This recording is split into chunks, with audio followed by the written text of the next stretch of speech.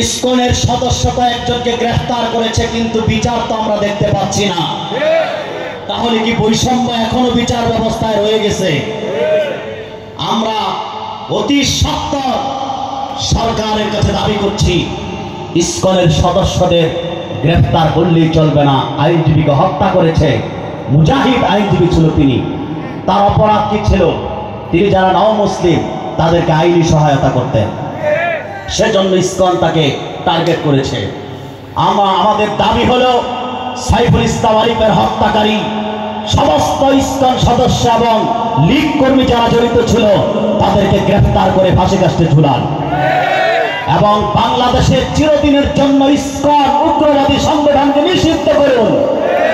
যদি ইসকনকে নিষিদ্ধ করা না হয়, ইসকনের অপতৎপরতা প্রতিরোধ করার জন্য বাংলাদেশের তাওহীদি মুসলিম জনতা তাদের ঘোড়া কেটে দিতে বাধ্য হবে।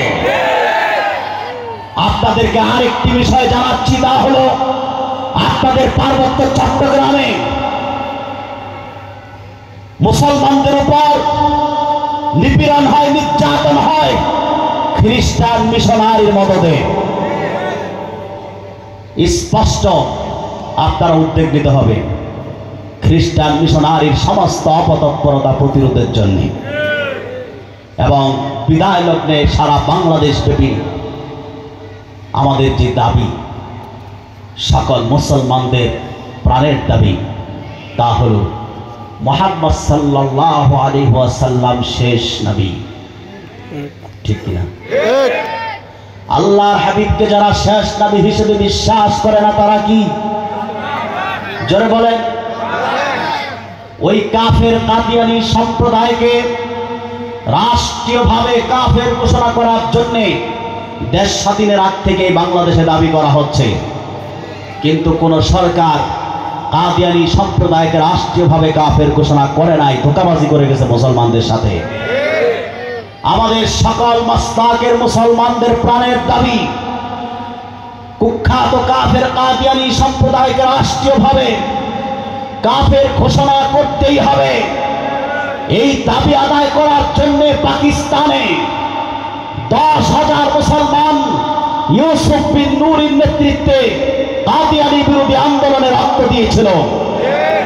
10,000 মুসলমানের রক্তের নাসরানা পেশ করার মাধ্যমে পাকিস্তান সরকার বাধ্য হয়েছিল কাদিয়ানীদেরকে সরকারিভাবে কাফের ঘোষণা করার।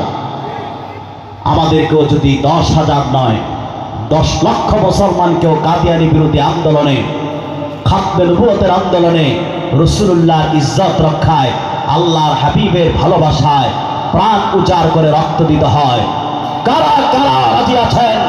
দুই হাত তুলে আবার আল্লাহ তাআলাকে দেখান।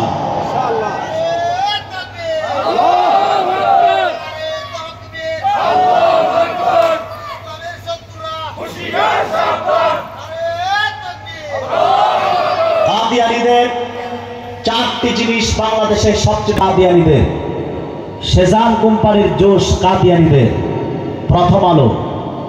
প্রথম আলো না অন্য কিছু? প্রথম অন্ধকার। 10 বছর আগ থেকে আমরা বলে আসতেছি প্রথম আলো নয়, এটি প্রথম অন্ধকার। এখন তো কিছুদিন আগে সাংবাদিক ইলিয়াস হুসাইন প্রথম আলোকে একদম লুঙ্গি গেঞ্জি সব খুলে দিছে, ঠিক না?